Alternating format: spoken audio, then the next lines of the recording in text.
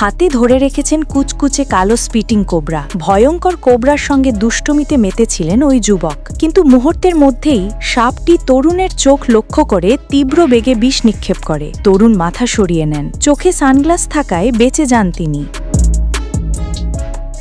ঘটনার ভিডিও ছড়িয়ে পড়েছে সামাজিক যোগাযোগ মাধ্যমে। ভিডিওটি দেখে উদ্বেগ প্রকাশ করেছেন অনেকেই।